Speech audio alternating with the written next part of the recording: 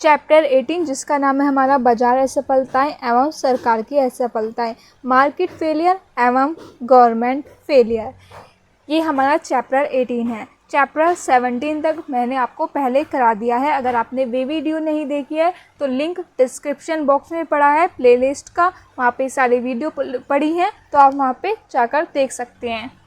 ठीक है, अब हमारा आता है 18 चैप्टर बाजार असफलताएं और सरकार की असफलताएं। तो सबसे पहले हम जानेंगे बाजार असफलताएं क्या होती है। मार्केट फेलियर, मार्केट फेलियर जब हमारा मार्केट फेलियर तब होता है जब मांग और पूर्ति में संतुलन ना हो, यानी जब मांग अधिक हो पूर्ति से या पूर्ति अधिक हो मांग से, यानी दोनों बराबर ना हो, तब हमारा बाजार असफल होते हैं। ये आप सब जानते हैं। ये देखिए इसमें भी दिखा रखा है, हमारा बाजार सफल होगा इस बिंदु पर जहाँ पर हमारी डिमांड और सप्लाई दोनों बराबर है, साम्य कीमत, इस पर हमारी कीमत भी जो होगी संतुलन होगी, एक रहेगी, क्योंकि इस पर हमारी डिमांड और पूर्ति जो सप्लाई है दोनों बराबर है। यहाँ देखिए यहाँ पर डिमांड कम है और सप्लाई ज़्यादा हो रही है, यानी यहाँ पर पूर्ति अधिक की स्थिति होगी, यानी इस समय भी हमारा बाजार असफल होगा। इधर देख सकते हैं आप, यहाँ पर सप्लाई कम है और डिमांड ज़्यादा है, तो यहाँ पर ये क्या पूरी स्थिति होगी, ये पूरी स्थिति होगी हमारी मांग अधिक की, यानी यहाँ पे ज़्यादा डिमांड होगी, तो इस स्थिति में भी हमारा बाजार असफल होगा। सफल किस स्थिति में होगा, सिर्फ इसमें जहाँ पर हमारी इस बिंदु पर यहाँ पर हमारा डिमांड और सप्लाई दोनों बराबर है, तो इस स्थिति में बाजार हमारा सफल होगा, है ना। तो ये देखा है आपने, बाजार असफलता क्या है ये आपने जान लिया है। ठीक है, इसमें यही पूरा है आप देख सकते हैं। ठीक है, फिर आ जाता है हमारा स्वतंत्र बाजार अर्थव्यवस्था की क्या क्या मान्यताएं हैं।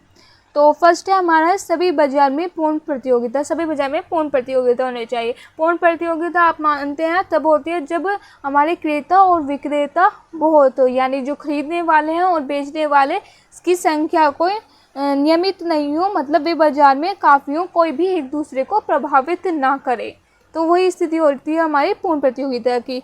तो फर्स्ट है हमारे सभी बाजारों में पूर्ण प्रतियोगिता होनी चाहिए, सभी उद्योग में वृद्धिमान लागत होनी चाहिए। थर्ड है हमारा वर्जन सिद्धांत, यानी एक्सक्लूसिव प्रिंसिपल लागू होना चाहिए। एक्सक्लूसिव प्रिंसिपल आपको पता होगा, उसे कहते हैं जब जिसमें जो व्यक्ति किसी वस्तु या सेवा को खरीदता है उसका लाभ केवल उसे ही प्राप्त होता है। मतलब मान लीजिए जैसे आपने कोई ब्रेड खरीदी है तो इसका लाभ सिर्फ आप ही कंजप्ट करेगा, अगर कोई उसे लेना आया तो आप उसे मना कर देंगे क्योंकि ये मेरी है, मैंने इसे खरीदी है। पर लेकिन उसी समय पर अगर आप देख लीजिए, अगर आप कोई खरीद रहे हैं, अगर आपको सड़क पे स्ट्रीट लाइट लगा रहे हैं लगाई, तो वो आपने पैसे देकर, पर लेकिन आप उसे किसी अदर पर्सन को उस रोशनी लेने से मना नहीं कर सकते।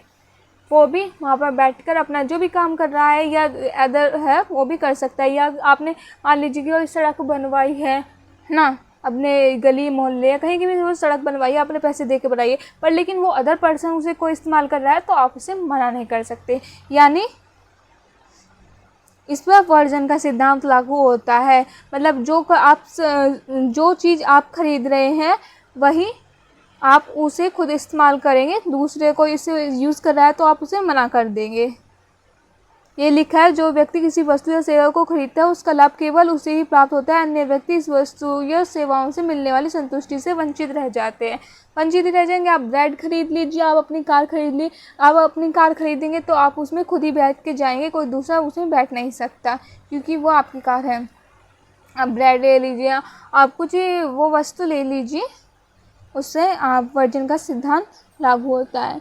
आप मतलब दूसरे को कोई उसे यूज़ नहीं कर सकता, अगर वो करना भी चाहे तो आप उसे मना कर देंगे क्योंकि वो कर ही नहीं सकता, आपकी वो चीज़ है। सार्वजनिक वस्तुओं की अनुपस्थिति, इसमें क्या होता है, सार्वजनिक वस्तुओं की अनुपस्थिति होती है। सार्वजनिक वस्तुओं में वर्जन का सिद्धांत लागू नहीं होता, मतलब उसे मैंने जैसे आपने बताया ना स्ट्रीट लाइट लगवाई, तो आप कोई भी उसे आप अदर पर्सन को यूज़ करने से उसे मना नहीं कर सकते, यानी उस चीज़ से दखल नहीं कर सकते, तो उसमें वर्जन का सिद्धांत लागू नहीं होता सार्वजनिक वस्तुओं में। तो इसलिए इसमें सार्वजनिक वस्तुओं की अनुपस्थिति होती है। पूर्ण ज्ञान व पूर्ण गतिशीलता, मतलब इसमें सबको पूर्ण ज्ञान, स्वतंत्र बाजार में सभी को क्रेता या विक्रेता जो भी है उसको पूर्ण ज्ञान होता है बाजार की स्थितियों का। ठीक है, अभी बाजार असफलताएं का मीनिंग दे रखा है इसमें, आप इसे ढंग से कर लेना क्योंकि ये वेरी शॉर्ट में आ जाता है बाजार असफलताएं क्या है। तो इसमें ये दे रखा है, जिन परिस्थितियों के कारण स्वतंत्र बाजार अर्थव्यवस्था आर्थिक कुशलता या सामाजिक कल्याण को प्राप्त करने में असफल रहता है उसे बाजार असफलताएं कहते हैं। बाजार असफलताओं के कारण ही सार्वजनिक नीति की आवश्यकता होती है ताकि अर्थव्यवस्था का नेतृत्व प्रदान किया जा सके, उनके दोषों को दूर किया जा सके तथा जहां आवश्यकता समझी जाए पूरक के रूप में कार्य करें। ठीक है, ये दे रखा है इसमें, आप देख लेना उसी से। बाजार विफलता और राष्ट्र के हस्तक्षेप की आवश्यकता ना इम्पोर्टेंट नहीं है, बाजार असफलता है का आप मीनिंग देख लेना। ठीक है, ये आप देख लेना अगर आप देखना चाहें तो। ये रहे नेक्स्ट, ये रहा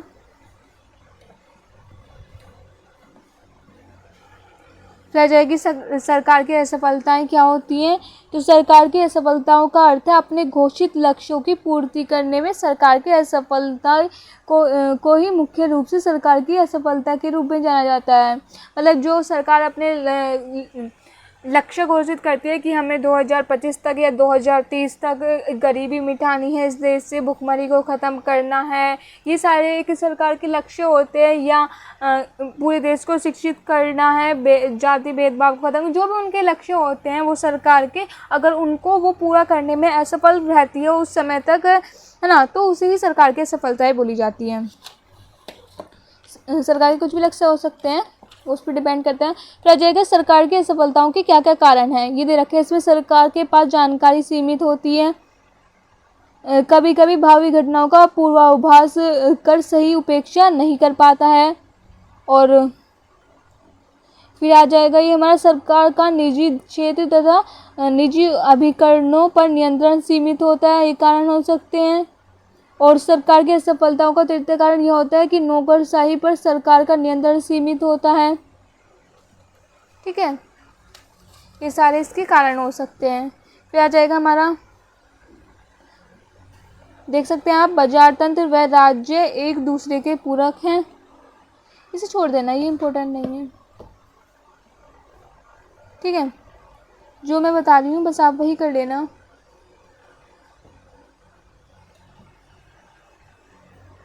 ठीक है, इसमें ये और दे रखे हैं,